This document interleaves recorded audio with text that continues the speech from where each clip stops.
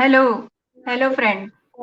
Hello, I am Dr. Pooja Kadi. I am gynecologist consultant from Raipur and today आज हम बात करेंगे pregnancy के बारे में। प्रेगनेंसी के बाद जो डिलीवरी का फेज आता है, डिलीवरी एंड पोस्टपार्टम पीरियड, जो प्रसव के बाद वाली जो चीजें होती हैं, जो ध्यान रखना चाहिए, उन सब के बारे में। हमें अभी सबको पता है कि इंटरनेशनल योगा डे आने वाला है एंड कोरोना पैंडेमिक भी चल रहा है, तो हमें इम्यूनिटी बूस्ट करने के लिए सबने बहुत पीछे हमारे एक लगा है कि we have to boost our immunity.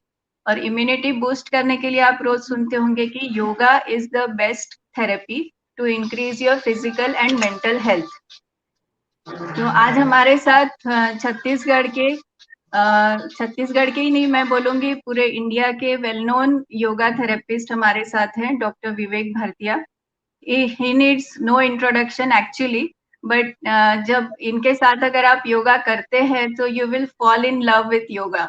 इतना अच्छे से कराते हैं, I have been with him, और तब से ही मेरा योगा के प्रति विश्वास और प्यार जागा है। And I welcome you sir to this session on yoga in pregnancy and after delivery. Thank you, ma'am. Thank you so much. And it's really a great privilege sharing a screen with you.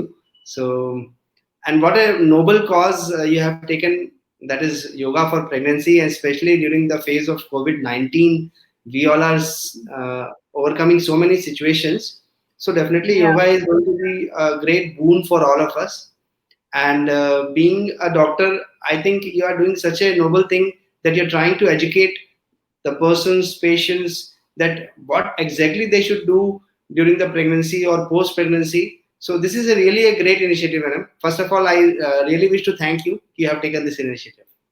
Thank you sir, and it's all because of your inspiration also कि हम जब घर बैठे हैं तो हम क्या कर सकते हैं। घर बैठे बैठे ऑनलाइन ही एक जरिया है जो हम हमारे पेशेंट से और सबसे कनेक्ट हो सकते हैं। तो आई फाउंड दिस आइडिया। पहले हम लोग लाइव लेते थे, means 1-to-1 eight our hospital हम लोग क्लासेस लेते थे, और आप भी ले चुके हैं। आपको जैसे हम प्रेगनेंसी के लिए या इनफर्टिलिटी के लिए भी क्लासेस ले चुके हैं, रिलैक्सेशन एक्सरसाइजेस वगैरह करवा चुके हैं।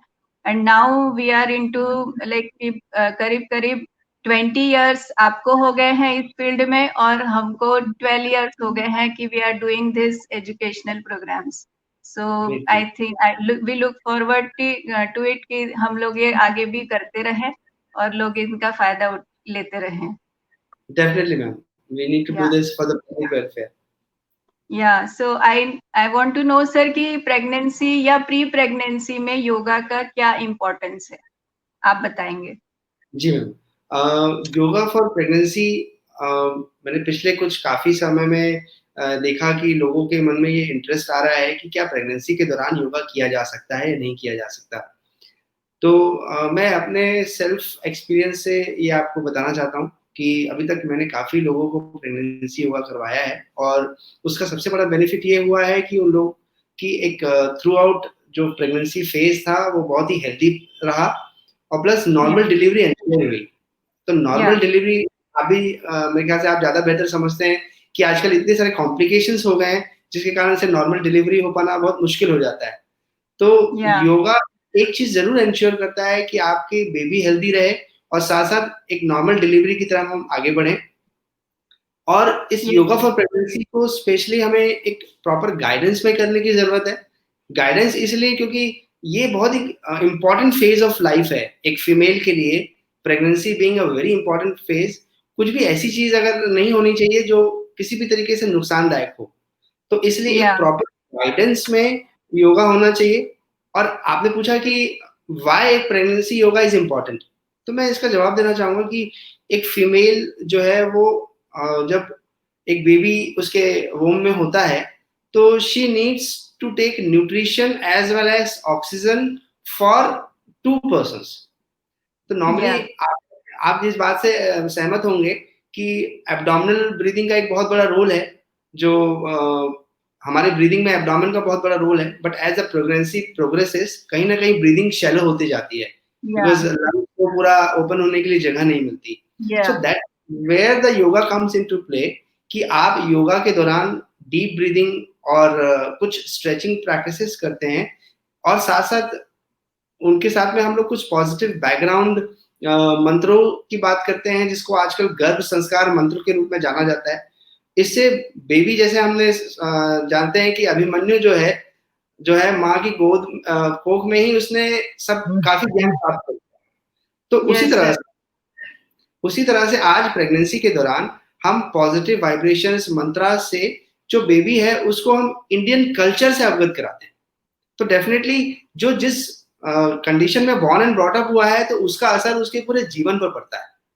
तो या that's that's why I think yoga for pregnancy is very important. जैसे हमने भी सर यही बोलते हैं कि पेरेंटिंग स्टार्ट्स फ्रॉम वूम। आपके पास 9 महीने हैं, जो आप उसको इतने संस्कार जो आपको देना हो, अच्छे जो भी क्वालिटीज आपको देनी है, यू कैन, आप उसी टाइम मेहनत कर सकते हो। आपको होने के बाद मेहनत नहीं करनी पड़ेगी फिर उतनी। तो और ये मैंने खुद भी एक्सपीरियंस किया है कि I have not done yoga in my first pregnancy, और मैंने सेकंड में इतना किया कि अभी भी वो 2 साल की है गुड़िया, तब भी वो करती है and she does it very well. तो सो उसका नाइस। बहुत, या तो वो बचपन से ही या प्रेगनेंसी से ही वो उनमें हैबिट आ जाती है। सो अभी हम जैसे प्रेगनेंसी में अगर योगा करते तो मेंटल वेलबींग भी, मेंटली जो स्ट्रेस होता है और जो कॉम्प्लिकेशंस रिलेटेड टू स्ट्रेस होते हैं, जैसे कि ब्लड प्रेशर बढ़ना या ग्रोथ कम होना या पानी कम होना या एक जनरल वेलबींग, मूड स्विंग्स, बहुत सारी चीजें ऐसी छोटी छोटी रहती हैं कि जो कॉमन एलिमेंट्स रहते हैं, पर वो बहुत ज्यादा पेशेंट को आदत हो जाती है या वो स्टेमिना बढ़ जाता है कि वो उसको सह सके। जी, एंड जी। कॉम्प्लिकेशंस भी बहुत कम हमें देखने मिलते हैं अगर कोई योगा रेगुलरली कर रहा है तो। Yes, physical activity is very important. आपने कई बार सुना होगा कि जो लेबर्स होते हैं, वो पता चलता है कि वो अपने लेबर साइट पे ही उनकी डिलीवरी भी हो जाती है। लास्ट 9th मंथ तक वो लोग वर्किंग करते होते हैं और एकदम नॉर्मल डिलीवरी भी हो जाती है। तो कहीं न या कहीं आजकल ओवर प्रिकॉशन भी थोड़ा-सा एक प्रॉब्लम का विषय है, कि जब हम ओवर प्रिकॉशियस हो जाते हैं कि ये नहीं करना है आपको, मूवमेंट नहीं करना है, आपको ऐसा नहीं करना है, तो कहीं न कहीं वो भी कॉम्प्लिकेशन की तरफ ही लेके जाता है। या तो ज्यादा ध्यान रखना भी एक कॉम्प्लिकेशन है, ओवर। तो इसलिए योगा फॉर प्रेगनेंसी में 2 चीज़ें होती है। जो मदर होती है, जो अपकमिंग मदर है, जो पहली बार माँ बन रही हैं या उनका सेकंड एक्सपीरियंस है, तो उनके मेंटल जो स्टेटस है, उसको हमें बहुत पॉजिटिव क्रिएट करना होता है, जो हम योगा फॉर प्रेगनेंसी के दौरान करते हैं। तो हमारा yes sir. Yoga for pregnancy का मेजर फोकस जो होता है, एक तो अच्छी ब्रीदिंग क्रिएट करना, ताकि ऑक्सीजन 2 लोगों के हिसाब से शरीर में जाए, तो ग्रोथ अपने आप अच्छी होगी। आप समझते हैं कि बॉडी को 2 ही चीज़ें चाहिए, glucose and oxygen, to grow efficiently, मतलब एक ब्लड सर्कुलेशन अच्छा होना चाहिए। तो उस point of yes view sir. Plus mental transformation, क्या होता है कि कुछ समस्याएँ आती हैं जहाँ पर हम इस फ़ेज़ में भूख नहीं लगती, ख़ासकर तो फर्स्ट ट्राइमेस्टर में आपके पास आते हैं, जब वो अपना एक्सपीरियंस बताते हैं कि भूख नहीं लग रही है, वोमिटिंग ज़्यादा हो गई, तो कहीं न कहीं वो सब एक स्ट्रेस के रूप में उनकी लाइफ़ में हो रहा होता है कि maybe they are experiencing everything first time, और खाना खाने की इच्छा नहीं हो रही है, but it is required that वो अच्छे से प्रॉपर मील लें फॉर प्रॉपर ग्रोथ। तो ऐसे में this is a place where yoga comes in, और उनके ये सारी प्रॉब्लम्स जो आपने मेंशन की, चाहे वो मूड स्विंग्स हो या इरिटेबिलिटी हो या फिर coping up with the situation, क्योंकि एक या नई सिचुएशन है उनके पास, तो ऐसे में योगा का इम्पोर्टेंस जो है उभर के सामने आता है। और मैं आपको एक चीज़ बताना चाहूँगा कि मैंने काफ़ी लोगों को प्रेगनेंसी योगा करवाया, और आज या हमारे साथ डेमोन्स्ट्रेशन के लिए खिलेश सर हैं, वो भी काफ़ी लोगों को उन्होंने प्रेगनेंसी योगा कराया है। तो सबका फीडबैक एक चीज़ ये रही कि उनकी एनर्जी लेवल 2 गुनी बढ़ गई, और या उनको फ्रेश और एनर्जेटिक लगने लगा। ये एक सबसे पॉजिटिव एस्पेक्ट जो है हमको या देखने को मिलता है। या जैसे बॉडी में एंडोर्फिन्स रिलीज होते हैं, इट क्रिएट्स पॉजिटिव एनर्जी और आपका स्टेमिना, आपका पॉजिटिविटी आपकी बढ़ती जाती है, तो वो आपको, आपके बेबी को और आपकी पूरी फैमिली को पॉजिटिवली लेती है। या डेफ़िनिटली, तो वो एक बहुत या बड़ा इम्पैक्ट है। और क्या होता है कि 2 चीज़ें, मेडिटेशन की बहुत ज़रूरत होती है। तो हम योगा के दौरान रिलैक्सेशन क्रिएट करते हैं, कि क्या होता है, बहुत सारी प्रॉब्लम जो है वो स्ट्रेस के कारण से होती है, या बॉडी में टाइटनेस आ रही है, तो कहीं ना कहीं माइंड स्ट्रेस्ड है तो पूरा, आप जानते हैं स्ट्रेस के कारण से एड्रेनलिन ज्यादा रिलीज हो रहा है, तो that gate is causing contraction of the muscles, आपकी कहीं या ब्रीदिंग शैलो हो जाती है। तो yoga helps you to relax physically, mentally, getting into a such a happy environment. और जब हम लोग मेडिटेशन कराते हैं प्रेगनेंसी के दौरान, तो उसका एक हम लोग एक कनेक्शन देते हैं कि हम मदर से कहते हैं कि देखिए इस वक्त आप एक माध्यम है और ईश्वर और आपका बेबी आपस में कनेक्ट हो गए हैं, तो यू आर द या person connecting them. So now the positive vibrations for a positive growth has started. या तो मेंटल छोटे छोटे ट्रांसफॉर्मेशन थॉट से जो मदर का जो मेंटल स्टेट है वो इतना पॉजिटिव हो जाता है कि इनफैक्ट थोड़ी बहुत प्रॉब्लम्स अगर आती भी हैं, देखिए so many things happen in one's life, तो फिर भी they are able to overcome it. या और मैंने और देखा है सर कि प्री प्रेगनेंसी अगर कोई वर्कआउट कर रहा है या एक्सरसाइज ऑलरेडी जो कर रहे हैं, उनका भी बहुत पॉजिटिव इफेक्ट रहता है if they continue to do this in pregnancy also. जी, कि पहले मैं आपको बताना चाहूंगा कि एक कपल थे जिनको वो कंसीव नहीं कर पा रहे थे, तो उन्होंने जब भी वो जिस भी डॉक्टर से उन्होंने कंसल्ट किया तो सबने कहा कि आप थोड़ा सा अपने आप को फिट करिए, थोड़ा ओवरवेट थे वो, तो आप फिट करिए। तो वो मेरे पास आया, उन्होंने सलाह लिया कि हमें क्या करना चाहिए, तो हमें क्या कंसीव होने की तैयारी या कोशिश करते रहना चाहिए। तो फिर मैंने उन्हें एक सलाह दी कि अपने जो बॉडी है जहाँ पर बेबी को ग्रो होना है, सबसे पहले आप उसको फिजिकली अंदर से और बाहर से स्वस्थ करिए। तो उसका बेनिफिट ये हुआ कि उन्होंने 3 महीने तक अपना फिजिकल मेंटल ट्रांसफॉर्मेशन किया, फिजिकल एक्सरसाइजेस की, योगा किया, जो भी हमने एक्सरसाइजेस उनको कराई उन्होंने किया। फाइनली 3 महीने बाद उनका वेट लॉस भी हुआ और बॉडी के अंदर भी काफी चेंजेस हुए, और उसके बाद उन्होंने कंसीव किया। ऑलमोस्ट अब फर्स्ट ट्राइमेस्टर कंप्लीट होने को है। बहुत खुश हैं वो लोग कि रियली आपका जो गाइडेंस है वो उसने हमें हेल्प किया कि हम जिस सिचुएशन से जूझ रहे थे, मेरे ख्याल से आपके पास बहुत सारे ऐसे लोग आते होंगे जो कंसीव नहीं कर पा रहे हैं, तो बहुत स्ट्रेस्ड होते हैं, तो उनके या लिए गाइडेंस क्रिएट करना ताकि वो प्रेगनेंसी अचीव कर सकें। और फिर अचीव करने के बाद हमारा सेकंड इम्पॉर्टेंट रोल है कि हम उनको हेल्प करें कि अब उनको क्या करना है ताकि ये 9 मंथ्स डेफिनेटली किसी और डायरेक्शन में ना चले जाए। या sir in this pandemic also many people have मतलब उन्होंने इस पैंडेमिक को यूज किया पॉजिटिवली, और वो डिटॉक्स उन्होंने किया, जैसे आप बता रहे हैं घर पे ही उन्होंने diet, weight loss and exercise करके दे ऑल्सो गॉट प्रेग्नेंट। सो बहुत पेशेंट्स का भी एक पॉजिटिव फीडबैक आया है, मतलब सिर्फ निगेटिव नहीं है पैंडेमिक में, we have seen positives also. तो अच्छा कुछ कुछ अपने को मिलता रहता है एक्सपीरियंस।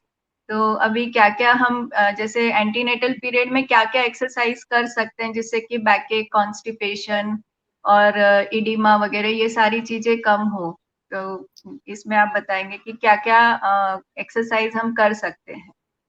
जी, जैसे मैं सजेस्ट ये करता हूँ कि जो फर्स्ट ट्राइमेस्टर है, जहाँ पर जो अपकमिंग मदर है वो कोप अप कर रही होती है डिफरेंट सिचुएशन से, तो उस वक्त हम कुछ ब्रीदिंग एक्सरसाइजेस और प्राणायाम ही फोकस करवाते हैं।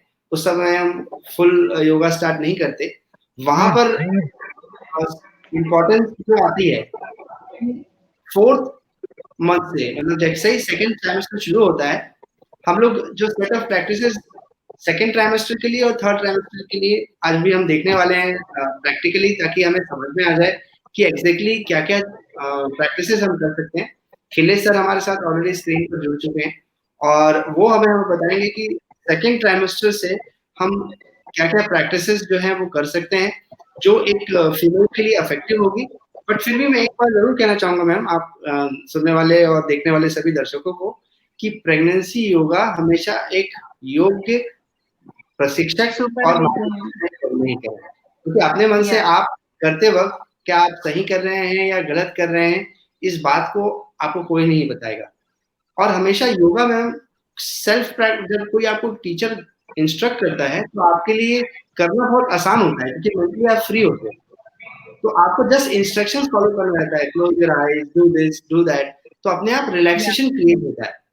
या तो आज हमारे साथ खिलेश सर जुड़ चुके हैं। हम उनसे रिक्वेस्ट करते हैं, खिलेश सर आप जो है सेकेंड ट्राइमेस्टर के लिए आप प्रैक्टिस हमें यहाँ गाइड करेंगे। सबसे पहले बहुत बहुत स्वागत है आपका। जी सर, नमस्ते। Welcome sir. Thank you ma'am. तो sir, over to you, please guide us with the second trimester practices. जी सर, फिर में जो सेकंड ट्राइमेस्टर है इसमें हम मेन ब्रीदिंग एक्सरसाइज पे फोकस करते हैं, क्योंकि जो मेंटल ग्रोथ है बच्चे का उसके लिए ब्रीदिंग एक्सरसाइज बहुत जरूरी होता है। जितना ज्यादा शरीर के अंदर ऑक्सीजन का जो लेवल है वो इंक्रीज होगा, उतना ही अच्छे से मदर के लिए भी अच्छा है और बेबी के लिए भी बहुत अच्छा है। तो जो ब्रीदिंग एक्सरसाइज है वो मैं बताने जा रहा हूं, जो सेकंड ट्राइमेस्टर में हम यूज करते हैं। सबसे पहला ब्रीदिंग है, सिटिंग में हम hands in and out breathing करते हैं, जिसमें हम दोनों हाथ सामने सीधा रखते हैं और श्वास लेकर के दोनों हाथों को बाहर की ओर स्ट्रेच करते हैं। इस प्रकार से इसमें हम श्वास लेते हैं और श्वास छोड़ते हुए दोनों हाथ अंदर की ओर लेकर आते हैं। कोशिश करते हैं कि ब्रीदिंग में अपना जो मूवमेंट है पेट का उसको सिंक्रोनाइज करें। जैसे जब हम श्वास ले रहे हैं तब पेट बाहर की ओर खुलना चाहिए, इनहेल होना चाहिए, क्योंकि लंग्स एक्सपांड हो रहे हैं। वहीं जब हम श्वास छोड़ते हैं तो धीरे धीरे लंग्स संकुचित हो रहे हैं, तो पेट अंदर की ओर धंसना चाहिए। ऐसे हम पहला जो शुरुआत है ब्रीदिंग एक्सरसाइज वो 5 बार करते हैं। इसमें इनहेल करते हैं और फिर धीरे एक्सहेल करते हैं। यही दूसरा एक्सरसाइज हैंड स्ट्रेच ब्रीदिंग बोलते हैं। दोनों हाथ इंटरलॉक करके श्वास लेते हुए दोनों हाथ ऊपर स्ट्रेच करते हैं और श्वास छोड़ते हुए धीरे से दोनों हाथ नीचे लेकर आते हैं। हैंड स्ट्रेच ब्रीदिंग ये एक्सरसाइज खड़े होकर के भी करते हैं, बैठ करके भी करते हैं। श्वास लेते हुए दोनों हाथ ऊपर स्ट्रेच करना है और श्वास छोड़ते हुए धीरे से नीचे लाना है। श्वास लेते हुए दोनों हाथ ऊपर स्ट्रेच करते हैं और श्वास छोड़ते हुए नीचे लाते हैं। ब्रीदिंग एक्सरसाइज के बाद हम जॉइंट लूजनिंग एक्सरसाइज में आ जाते हैं, जो बहुत ही बेसिक एक्सरसाइज है, जिसमें हम सबसे पहले लूजनिंग एक टेक्निक से होना चाहिए, जिसमें पहले गर्दन, फिर shoulder joint, elbow joint, wrist joint. इस प्रकार से हम सेकंड ट्राइमेस्टर में मैं डेमो देते जा रहा हूं, ताकि जो डेमोन्स्ट्रेशन है वो भी आप तक पहुंचे। श्वास लेते हुए सिर को इस प्रकार से ऊपर की ओर ले जाते हैं हम, और श्वास छोड़ते हुए हेड डाउन करते हैं। श्वास लेते हुए ऊपर, श्वास छोड़ते हुए नीचे। ऐसे हम 5 बार करते हैं, पूरा ब्रीदिंग अवेयरनेस के साथ। श्वास लेते हुए ऊपर, श्वास छोड़ते हुए नीचे। सेकंड नेक एक्सरसाइज मूवमेंट होता है। श्वास छोड़ते हुए सिर को राइट साइड झुकाना होता है। श्वास लेते सेंटर, श्वास छोड़ते हुए लेफ्ट साइड, श्वास लेते हुए सेंटर, श्वास छोड़ते हुए राइट साइड, श्वास लेते हुए सेंटर, श्वास छोड़ते हुए लेफ्ट साइड। इस एक्सरसाइज को हम 5 बार करते हैं, क्योंकि बिगिनर्स के लिए 5 राउंड सफिशिएंट होता है। फिर थर्ड नेक मूवमेंट ट्विस्टिंग आता है। श्वास छोड़ते हुए राइट साइड, श्वास लेते हुए सेंटर, श्वास छोड़ते हुए लेफ्ट साइड, श्वास लेते हुए centre, right side, centre, left side, centre. ये सिंपल नेक के एक्सरसाइज हो गए। फिर नेक से हमको डायरेक्ट चले जाना है शोल्डर ज्वाइंट पे। शोल्डर ज्वाइंट के लिए हम क्या करते हैं, सबसे सरल एक्सरसाइज है वो है शोल्डर रोटेशन, जिसमें एल्बो ज्वाइंट को टच करते हैं। श्वास लेते हुए इल्बो जॉइंट ऊपर लेके आते हैं, श्वास छोड़ते हुए नीचे जाते हैं। लंग्स के लिए बहुत अच्छी एक्सरसाइज है। ऑक्सीजन 100% बॉडी के अंदर प्रवेश करता है। श्वास लेते हुए ऊपर, श्वास छोड़ते हुए नीचे, श्वास लेते हुए ऊपर, श्वास छोड़ते हुए नीचे। शोल्डर रोटेशन ऐसे हम 5 बार करते हैं। फिर यहीं से हम अपोजिट साइड श्वास लेते हुए ऊपर, श्वास छोड़ते हुए नीचे। ये छोटे छोटे एक्सरसाइज प्रेगनेंसी में बहुत ही फायदा करता है। मेरा जो अनुभव कहता है कि प्रेगनेंसी में हमको बहुत छोटा छोटा एक्सरसाइज से शुरू करना चाहिए। 4th month, 5th month, 6th month जो सेकंड ट्राइमेस्टर है। फिर यहाँ से हम इल्बो बेंडिंग की ओर चले जाते हैं। दोनों हाथ सीधा रखते हैं, श्वास लेते हैं और श्वास छोड़ते हैं। फिर श्वास लेते हैं, फिर धीरे से श्वास छोड़ते हैं। यहीं से फिर हम रिस्ट रोटेशन, रिस्ट जॉइंट के लिए clockwise 5 round, anti clockwise 5 round. इस प्रकार से हम कंप्लीट शोल्डर जॉइंट, नेक, रिस्ट जॉइंट, एल्बो जॉइंट पूरी तरह से हम ओपन करते हैं। पहले ब्रीदिंग एक्सरसाइज मैंने बताया था, hands in and out breathing, hands stretch breathing, neck movement, shoulder movement, elbow movement, wrist movement. इतना करने के बाद हम loosening of the hip joint, loosening of the knee joint, loosening of the ankle joint, हम आगे बढ़ते हैं। इससे क्या होता है, एक सीक्वेंस बना के हमको चलना चाहिए। हर एक का सीक्वेंस होना चाहिए। पहले स्टार्ट ब्रीदिंग एक्सरसाइज से हो ताकि आपके अंदर लंग्स, आपके जो लंग्स है, जो प्रेग्नेंट मदर है उसके जो लंग्स है वो पूरी तरह से 100% एक्टिव हो जाए ताकि ताकत मिले। फिर मूवमेंट। अब इसके बाद हम जा रहे हैं, पहले टोस मूवमेंट, 5 टाइम टोस को मूव करना है, सिंपल मूवमेंट देना है 5 टाइम। फिर एंकल मूवमेंट ब्रीदिंग एक्सरसाइज के साथ श्वास लेते हुए टोस बाहर की ओर स्ट्रेच करते हैं, श्वास छोड़ते हुए टोस अंदर की ओर स्ट्रेच करते हैं। ब्रीदिंग बहुत जरूरी है। श्वास लेते हुए बाहर, श्वास छोड़ते हुए टोस अंदर। इनहेल टोस बाहर, एक्सहेल टोस इनसाइड।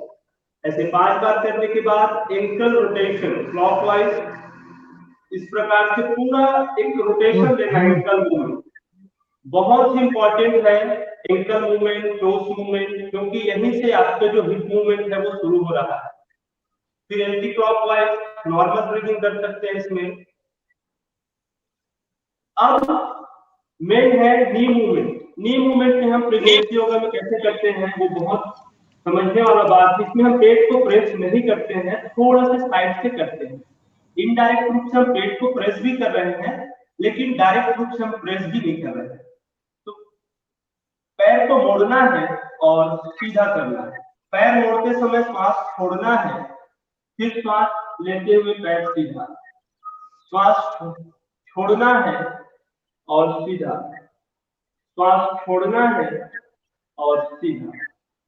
और हिप जॉइंट ओपनिंग के लिए हम सेकंड ट्राइमेस्टर में हाफ बटरफ्लाई धीरे धीरे कर सकते हैं। हम बटरफ्लाई लास्ट ट्राइमेस्टर के लिए रखते हैं, लास्ट ट्राइमेस्टर में ज्यादा से ज्यादा, ताकि हम बटरफ्लाई कर सके। तो जो सेकंड ट्राइमेस्टर है इसमें बहुत slow half butterfly hip joint के लिए हम कर सकते हैं, हाफ बटरफ्लाई, ताकि हिप जॉइंट ओपन भी रहे और हम आसानी से कर भी सके। तो ये जो सिंपल जो हेड टू टोज जो मूवमेंट है, पहले ब्रीदिंग एक्सरसाइज बहुत सिंपल है। शुरुआत हमने ब्रीदिंग से की है, फिर neck movement, shoulder movement, elbow movement, wrist movement, फिर पैर की शुरुआत की toes movement, ankle movement, knee bending and half butterfly. इस प्रकार से हमने ये जो सेकंड जो ट्राइमेस्टर है उसमें हम आसानी से कर सकते हैं। और रही बात, अब हम थोड़ा सा और प्रवेश करते हैं योग अभ्यास की, जो प्राणायाम है, जो सेकंड ट्राइमेस्टर में हमको करना चाहिए। ये लूजनिंग एक्सरसाइज है, इसको रिपीट करना चाहिए। इसमें बॉडी का जो एनर्जी लेवल है वो इंक्रीज हो जाता है।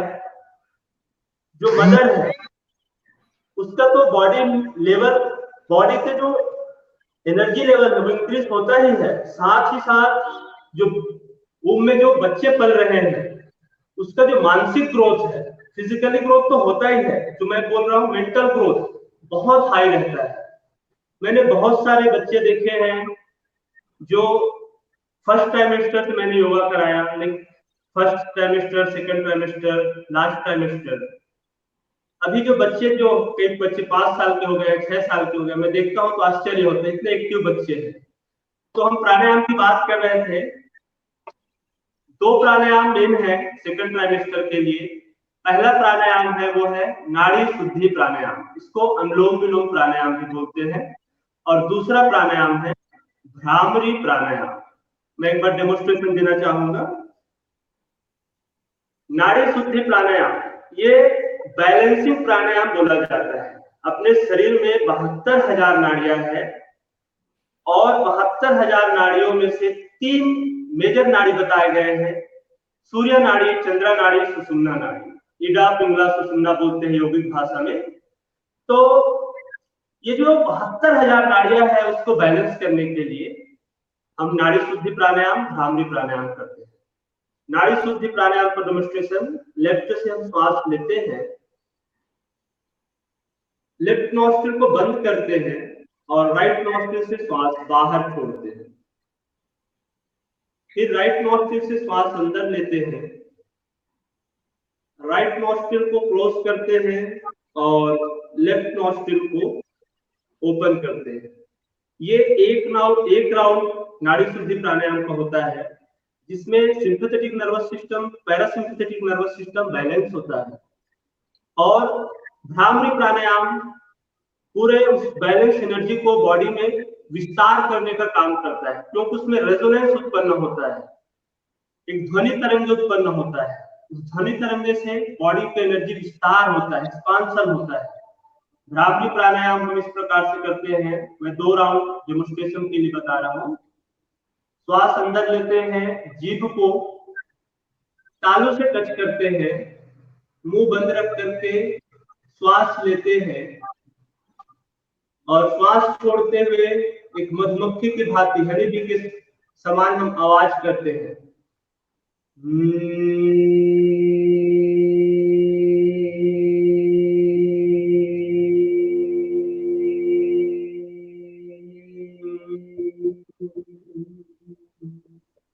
एक बार और।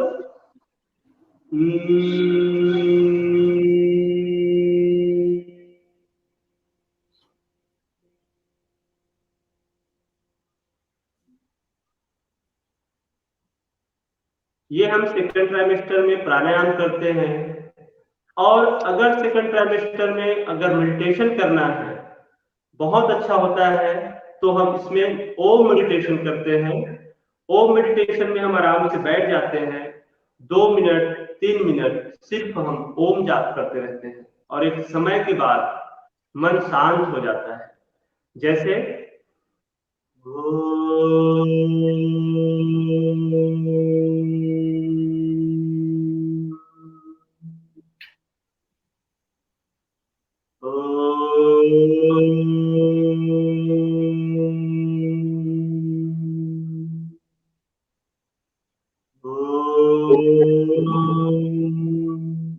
एक पिच क्लियर होना चाहिए। ओम का जो साउंड है वो आपको, जो भी कर रहे हैं, जो मदर कर रहे हैं प्रेगनेंसी के दौरान, उसको फील होना चाहिए। जब तक फील नहीं करेंगे बेनिफिट नहीं मिलने वाला है। फीलिंग बहुत जरूरी है, मन की शांति जरूरी है, तो फिर अपने आप ऐसा हम पूरा सेकंड ट्राइमेस्टर में कर सकते हैं। Thank you so much sir. आपने बहुत ही सरल शब्दों में हमें बताया कि क्या इम्पोर्टेंस है प्रेगनेंसी के दौरान, जो बेसिक लूजनिंग आपने हमें बताई। और मैं एक चीज हमेशा कहता हूँ कि yoga is 90% practical and 10% theory. तो it is more about practising it. तो अगर एक फीमेल उसे प्रैक्टिस करती है, एक प्रेग्नेंट मदर उसे प्रैक्टिस करती है, तो आपने जो बातें बताई वो तो होता ही है।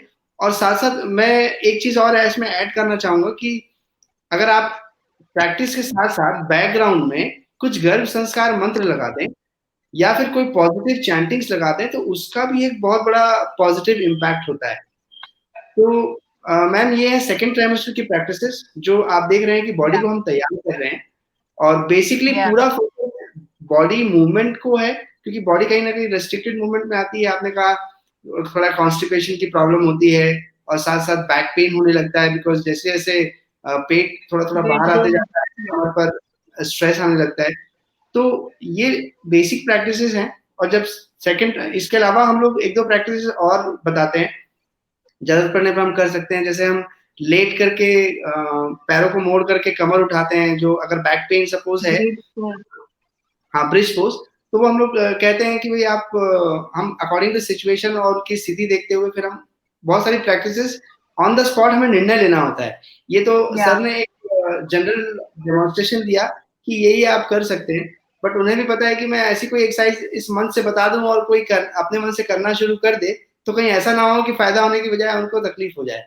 तो उन्होंने बहुत ही बेसिक एस्पेक्ट को कवर करने की कोशिश की है।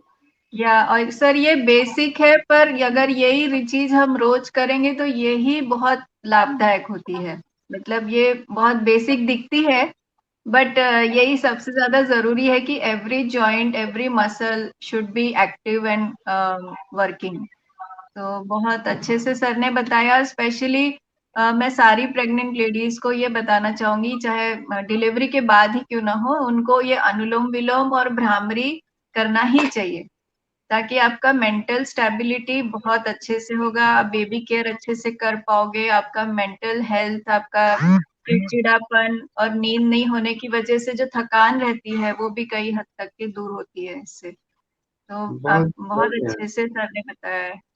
तो अब आगे थर्ड एक ट्राइमेस्टर, या यही थर्ड ट्राइमेस्टर के बारे में मैं कुछ बताना चाहता हूँ। हाँ बोलिए सर। जी जी, थर्ड ट्राइमेस्टर का भी जो एक्सरसाइज है उसका थोड़ा सा जो ब्रीथ जो हमको करना चाहिए हम्म, वो हम थोड़ा सा डिस्कस में डेमोन्स्ट्रेशन देना चाहूंगा। बिल्कुल क्योंकि सर दीजिए। क्योंकि बिना थर्ड ट्राइमेस्टर एक्सरसाइज के बिना प्रेगनेंसी होगा जो है कंप्लीट नहीं माना जाता है।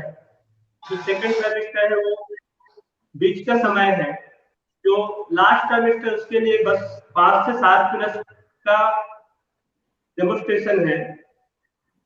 इसमें बेसिक हम जो लूजनिंग किए हैं वो सेम रहता है मैम। मेन जो एक्सरसाइज है सर बता रहे थे ब्रिज पोस्चर, क्योंकि जैसे 7 मंथ के बाद जो बेबी है, वूम है, वो थोड़ा बाहर आने लगता है, तो जनरल सी बात है वो कमर में प्रेशर करेगा और कमर दर्द या कंधे का दर्द शुरू हो जाता है। यस तो सर। जो सेकंड ट्राइमेस्टर का एक्सरसाइज है इस वेले हम कंटिन्यू रखते हैं, क्योंकि वो ज्वाइंट लूजनिंग एक्सरसाइज है। जो लास्ट ट्राइमेस्टर की एक्सरसाइज है वो हम लेट करके 2-3 एक्सरसाइज है जिसमें हम ब्रिज पोस्चर एक बार मैं डेमोन्स्ट्रेशन करना चाहूंगा। बहुत जरूरी है sir third trimester, even while before labour. जैसे लेबर में पेशेंट्स आते हैं कई बार, तो हम उन्हें डक वॉक करवाते हैं या फिर थोड़ा सा वॉकिंग करवाते हैं या सिटिंग में, मतलब उनका एक एक्टिविटी लेवल उस टाइम पे भी पेन रिलीफ करने में भी थोड़ा माइंड डाइवर्ट होता है, तो अच्छा रहता है। तो थर्ड ट्राइमेस्टर जी और जी, में बहुत जरूरी है, सही बोले आप। थर्ड ट्राइमेस्टर का अगर लूजनिंग में अगर ऐड करना है मैम, तो हम उपविष्ट कोणासन बोलते हैं, जिसमें हम दोनों पैर को बाहर स्ट्रेच करते हैं। कोशिश यही रहता है कि आप जब हम कराते हैं किसी प्रेग्नेंट लेडी को, एक तो प्रेग्नेंट मदर को जब हम कराते हैं तो कोशिश यही करते हैं कि आप जितना कर सके उतना ही करना है, ओवर स्ट्रेच हम नहीं करते हैं। बस पैर को स्ट्रेच करते हैं, दोनों हाथ सीधा रख करके फॉरवर्ड बेंडिंग करते हैं। इससे जो आपका जो भी पैर का जो मसल्स है और हिप जॉइंट है वो अच्छे से ओपन हो जाते हैं। फॉरवर्ड बेंडिंग करने से पेट की जो बेंडिंग है, जो मसल्स है, पेल्विक रीजन, वो स्ट्रांग हो जाते हैं। तो हम हर रोज 10 से 15 बार ऐसे करने को बोलते हैं, ताकि वो अच्छे से आराम से कर सके। फिर दूसरा मैंने सेकंड ट्राइमेस्टर बताया था बटरफ्लाई, हाफ बटरफ्लाई बताया था, इसको मैंने रखा था लास्ट ट्राइमेस्टर के लिए। इसमें हम पूरा बटरफ्लाई करते हैं। और साइड स्ट्रेचिंग के लिए हम थोड़ा सा पैर को स्ट्रेच करके साइड से हम इस प्रकार से स्ट्रेच करते हैं, ताकि जो साइड का जो मसल्स है, जो वेस्ट रीजन है, वो बाकी न रहे। इसके लिए हम स्ट्रेच करते हैं। कोशिश यही करते हैं कि ज्यादा हम झुके ना, एडवांस में ना जाए। जो मिडिल का है वही पोस्चर हम राइट साइड से लेफ्ट साइड से पूरा ब्रीदिंग के साथ साइड स्ट्रेचिंग करते हैं। फिर दूसरी तरफ से और खड़े होकर के भी हम जो आप बताएं चेयर पोस्चर ये सब करते हैं। और मेन जो है बैक पेन के लिए वो मैं बताने जा रहा हूं, वो है सेतुबंध आसन, ब्रिज पोस्चर। लेट जाते हैं आराम से, श्वास लेते हुए कमर ऊपर उठाना होता है। इसमें कमर ऊपर उठा करके मन में काउंट करते हैं 1 2 3 4 5, फिर श्वास छोड़ते हुए नीचे। ऐसे हम 5 बार करते हैं। श्वास लेते हुए ऊपर, श्वास छोड़ते हुए नीचे। दूसरा है गर्दन में जो शोल्डर में दर्द होता है, उसके लिए बहुत सिंपल एक्सरसाइज है। दोनों हाथों को इंटरलॉक करते हैं और श्वास लेते हुए दोनों हाथों को सिर के ऊपर ऐसे सीधा ऐसे ऊपर उठाते हैं। उससे क्या होता है, अपना जो डॉर्सल रीजन है वो रिलैक्स हो जाते हैं, नेक मसल्स रिलैक्स होते हैं। श्वास छोड़ते हुए धीरे से नीचे लेकर आते हैं। श्वास लेते हुए ऊपर, श्वास छोड़ते हुए नीचे।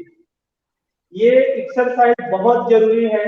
थर्ड वन है hands in and out breathing in supine posture. श्वास लेते हुए दोनों हाथ बाहर की ओर और श्वास छोड़ते हुए अंदर की ओर। ऐसे हम 5 बार करते हैं। फिर शवासन में अगर सबसे अच्छा है लेफ्ट का करवट लेके लेटना, लेफ्ट लेटरल पोस्चर प्रेगनेंसी में। इसी में हम डीप रिलैक्सेशन टेक्निक कराते हैं। शवासन में हम योग निद्रा बोल सकते हैं, डीप रिलैक्सेशन टेक्निक बोल सकते हैं, या फिर breathing exercise, abdominal breathing exercise. और साथ ही साथ हम कोई भी ध्यान कराते हैं, जैसे ओम ध्यान या फिर आकारा चैंटिंग, उकारा चैंटिंग या मकारा चैंटिंग। उससे अपना जो वाइब्रेशन है, बॉडी का एनर्जी लेवल है, वो भी इंक्रीज होता है और आराम से बैठ जाते हैं। इस प्रकार से हम कहीं ना कहीं से जो योग का जो मेन थीम है वो है आनंद। शरीर जो है पंचकोश से ही हम योगा का ट्रीटमेंट करते हैं। पहला जो है अन्नमय कोश, दूसरा प्राणमय कोश, तीसरा मनोमय कोश, चौथा विज्ञानमय कोश, पांचवा आनंदमय कोश। अन्नमय कोश के लिए हम फिजिकल एक्सरसाइज और प्रॉपर डाइट करते हैं, जो प्रेगनेंसी योगा में बहुत जरूरी है। फिजिकल एक्सरसाइज में ब्रीदिंग एक्सरसाइज, लूजनिंग एक्सरसाइज, कुछ आसना एक्सरसाइज। प्राणमय कोश के लिए हम प्राणायाम करते हैं, अनुलोम विलोम प्राणायाम, भ्रामरी प्राणायाम बहुत अच्छा होता है। और ब्रीदिंग एक्सरसाइज में एब्डोमिनल ब्रीदिंग, श्वास लेते हुए पेट बाहर, श्वास छोड़ते हुए अंदर। तीसरा जो physical, pranic and mental level, मनोमय कोश के लिए हम मन की शांति के लिए ओम का ध्यान करते हैं या आकारा जाप करते हैं। कैसे करते हैं?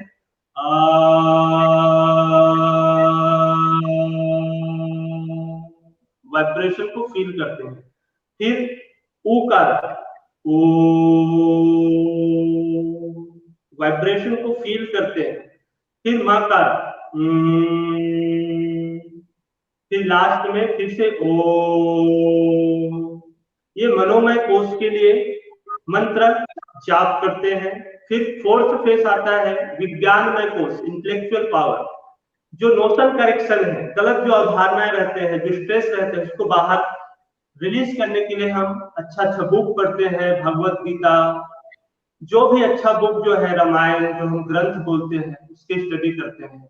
और फाइनली आनंदमय कोश, हम अपने आनंद के लिए कोई एक रूटीन में कर्म योगा करते हैं। कर्म योगा का मतलब अच्छा काम जिससे आपके मन शांत होता है।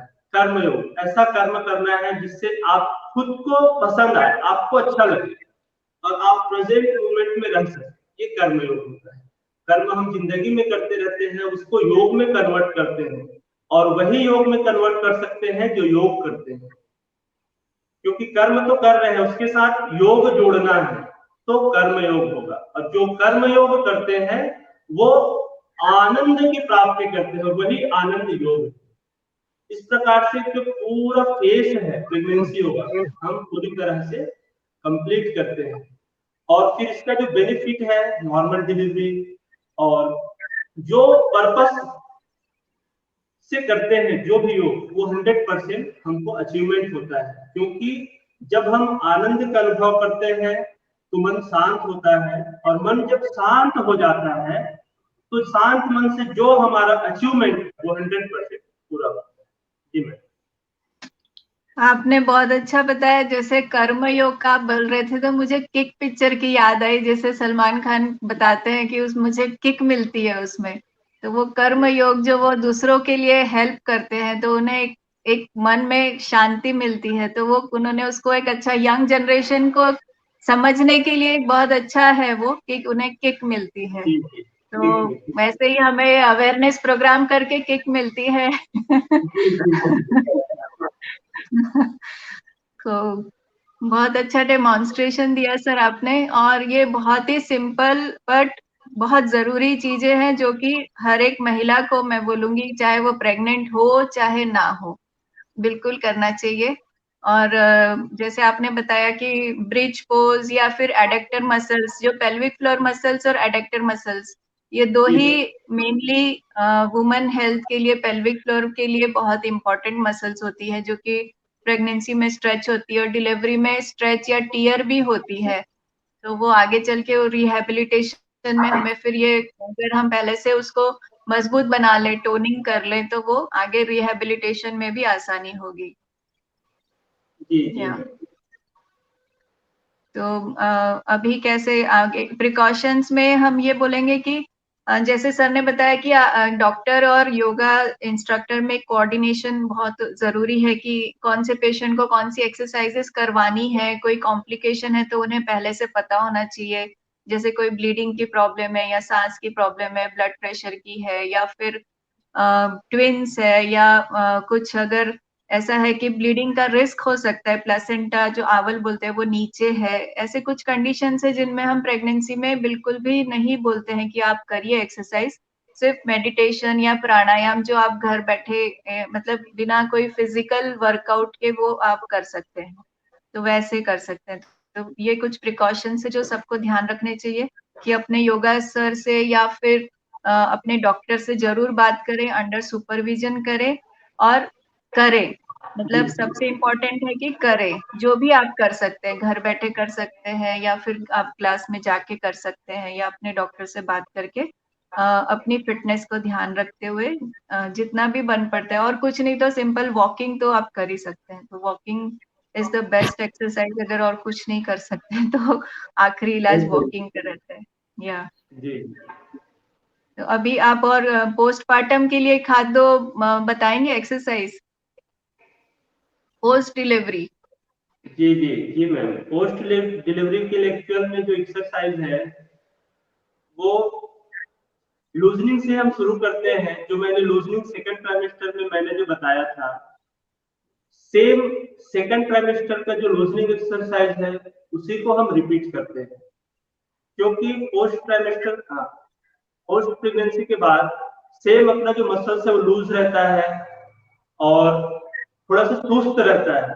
उसको फिर से टोन अप करने के लिए वही लूजनिंग एक्सरसाइज, ब्रीदिंग एक्सरसाइज से हम शुरू करते हैं। और में अगर हम सेकंड ट्राइमेस्टर में अगर हम किए हैं कुछ, अगर उसी को पोस्ट डिलीवरी के बाद अगर उसी को सेम को करते हैं 3 महीने के बाद, 4 महीने के बाद, तो फिर से वही बॉडी रिकवरी होता है और हेल्दी बॉडी हमको प्राप्त होता है। डिलीवरी के बाद सबसे ज्यादा सबको चिंता अपने पेट की होती है कि हमारे पेट की चर्बी कैसे कम होगी। तो उसके लिए आप कुछ स्पेशल बताएंगे? जी, पेट के लिए लेग रेसिंग होता है जिसमें हम श्वास लेकर के ऊपर आते हैं, लेग ऊपर उठाते हैं, श्वास छोड़ते हुए नीचे। फिर अपोजिट लेग ऊपर उठाते हैं, फिर नीचे, श्वास लेते ऊपर, श्वास छोड़ते हुए नीचे, श्वास लेते ऊपर, श्वास छोड़ते हुए नीचे। ये पहला एक्सरसाइज है। दूसरे एक्सरसाइज में दोनों पैर ऊपर उठाते हैं, नीचे लाते हैं, लेकिन डायरेक्ट दोनों पैर ऊपर उठाने में हमको फोकस नहीं करना है। पहले 1 by 1, फिर